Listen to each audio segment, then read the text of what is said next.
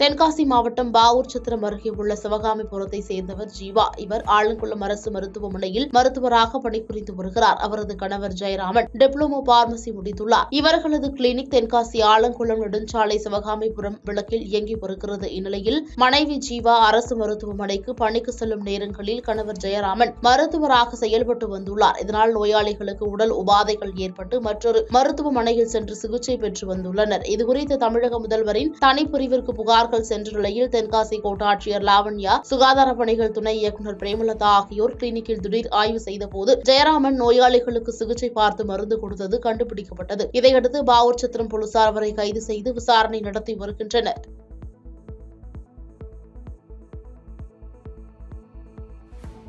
பாதகம் செய்பவரை கண்டால் நாம் பயங்கொள்ளலாகாது பாப்பா.